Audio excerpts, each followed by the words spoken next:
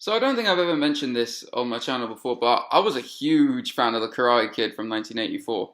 I was shown it when I was a little kid, absolutely loved it. I watched both of the sequels, and they were pretty good. Well, 2 was good, part 3 was kind of meh. Then I saw the remake in 2010, liked bits and pieces of it, just was the exact same storyline. Guess they felt if it ain't broke, don't fix it. So when I heard they were doing a TV series based around Johnny and him reopening Cobra Kai, I was a bit hesitant. I mean, I knew they got the original actors back, but yeah, I was still hesitant.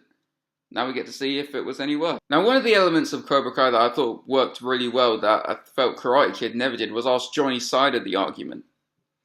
I mean, yeah, Johnny's still kind of a dick in this show, but then again, so is Daniel in a few scenes, and that kind of backs up the theory that went around a while ago that Daniel was actually the bully in the Karate Kid. When really neither of them are bullies, they're just both complex human beings, which is kind of how it is in the real world.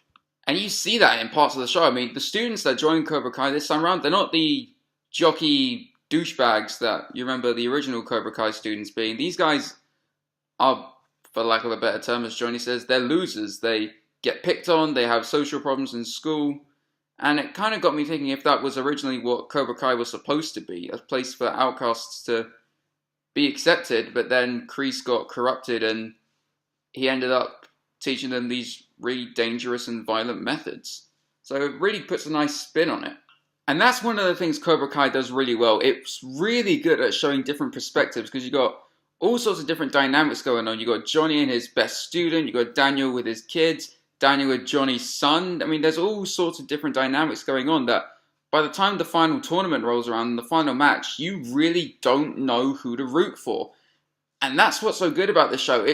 This show is a masterpiece at putting things in shades of grey, and I really like that element of the show. So overall, Cobra Kai was absolutely one of my favourite TV shows so far, right next to Game of Thrones. And with the way the show ended, they're definitely setting up for a season 2, and if they are, I definitely cannot wait for that. So if you haven't seen it yet, definitely go watch Cobra Kai. If you're a fan of the original Karate Kid, you will love it. And if you haven't seen it, I'd recommend checking out the films first, but yeah, definitely check out Cobra Kai. And that's all from me for now, guys. See you later.